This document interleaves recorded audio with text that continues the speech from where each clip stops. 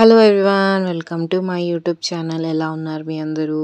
మేమైతే చాలా బాగున్నాము. ఫస్ట్ అయితే మా యూట్యూబ్ ఛానల్ని సబ్స్క్రైబ్ చేసేసుకోండి. ఈరోజు వీడియో వచ్చేసి మటన్ కర్రీ రెసిపీ అన్నమాట. సో ఆయిల్ యాడ్ చేసేసుకున్నాను. ఇప్పుడు నేను ఆనియన్స్ కూడా యాడ్ చేసేసుకుంటాను. చూడండి, సో మటన్ కర్రీ అంటే ఇష్టం లేని వాళ్ళు చాలా తక్కువ అన్నమాట. సో చాలా ఇష్టంగా తింటారు కదా మటన్ కర్రీ. అందుకని నేను ఈరోజు మటన్ కర్రీ కుక్ చేసేసి రెసిపీ పెట్టేద్దాం అనుకున్నాను. ఓకే, ఆనియన్స్ ఈ విధంగా కుక్ చేసుకోవాలండి, కొంచెం బ్రౌన్ కలర్లో వచ్చేదాకా. ఇప్పుడైతే నేను కరివేపాకు యాడ్ చేసేసుకున్నాను. కరివేపాకు కూడా కొంచెం వేగిన తర్వాత గ్రీన్ చిల్లీస్ ఉన్నాయి కదా, గ్రీన్ చిల్లీస్ ఒక 3 or 4 కట్ చేసేసుకొని వేసేసుకోండి.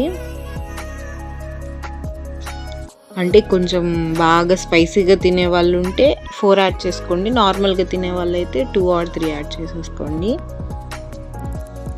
సో ఇవేంటంటే ఈ గ్రీన్ చిల్లీస్ అనేవి ఆయిల్లో కొంచెం వేగేంత వరకు మనం కుక్ చేసేసుకోవాలి. ఇప్పుడు నేను ఏంటంటే జింజర్ గార్లిక్ పేస్ట్ వేసుకున్నాను.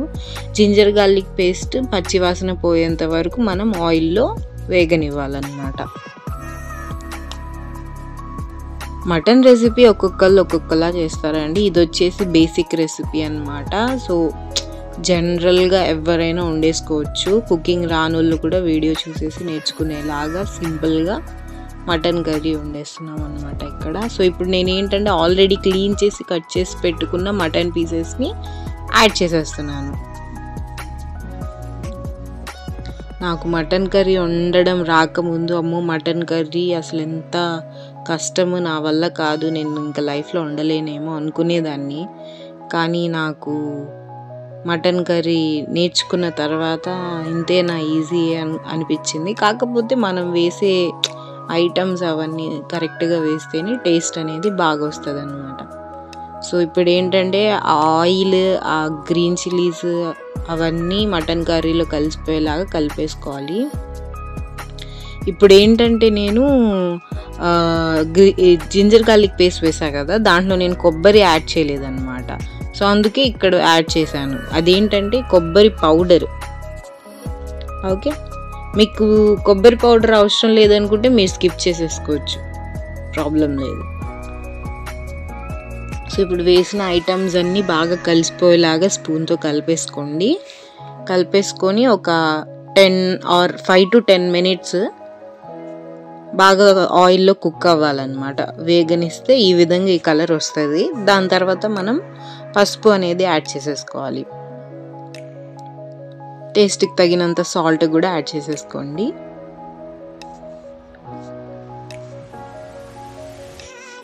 సాల్ట్ అనేది కొంచెం చూసుకొని వేసుకోండి, మరీ ఎక్కువ వేసుకోవద్దు, తక్కువ వేసుకోవద్దు. తక్కువ వేసుకున్నా పర్లేదు కానీ ఎక్కువ సాల్ట్ వేసుకోకండి. ఇప్పుడు వచ్చేసి ఇది గరం మసాలా. ఇఫ్ మీకు వద్దంటే మీరు స్కిప్ చేసేసుకోవచ్చు. ధనియా పౌడర్. ఇప్పుడు మనం వేసినవన్నీ దాంట్లో కలిపేసుకోవాలన్నమాట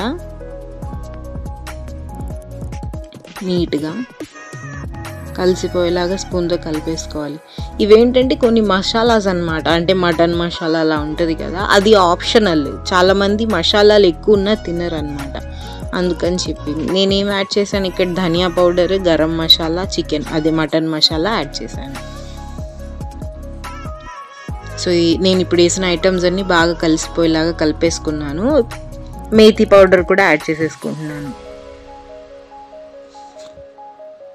ఇవన్నీ ఏంటంటే మటన్ కర్రీకి బాగా టేస్ట్ వస్తాయని చెప్పి వేస్తున్నాను అనమాట.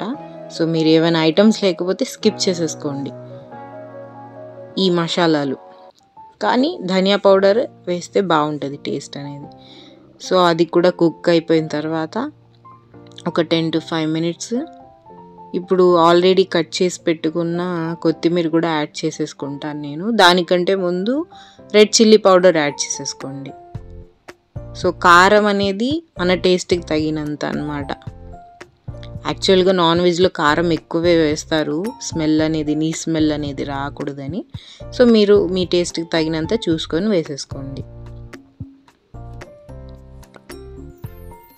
సో ఇప్పుడు నేను ఆల్రెడీ కట్ చేసి పెట్టుకున్న కొత్తిమీర యాడ్ చేసేస్తున్నాను. మటన్ కర్రీ కలర్ అయితే భలే వచ్చిందండి, చూడ్డానికి ఎంత కలర్ఫుల్గా ఉందో. చూడ్డానికి ఆల్రెడీ ఆ కర్రీ కుక్ అయిపోయినట్టే అనిపిస్తుంది, బట్ ఇన్ రియాలిటీ అది ఇంకా కుక్ అవ్వలేదన్నమాట. 50% కుక్ అయింది.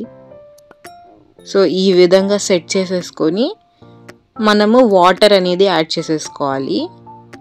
నేనైతే 1.5 కప్ ఉన్న వాటర్ వేసేసుకున్నాను.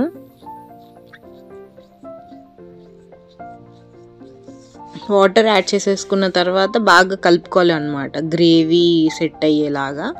సో 1.5 కప్ ఆఫ్ వాటర్ అయితే యాడ్ చేసేసుకొని సో బాగా కలిపేసుకొని ఒక 3-4 మినిట్స్ కుక్ అవ్వనిచ్చి, కుక్ అయిన తర్వాత దాని కుక్కర్ క్యాప్ పెట్టేసేయాలన్నమాట. క్యాప్ పెట్టేసి ఇది మాది చిన్న కుక్కర్ కాబట్టి మేము ఒక 7-8 విజిల్స్ తెప్పించేసుకున్నాము.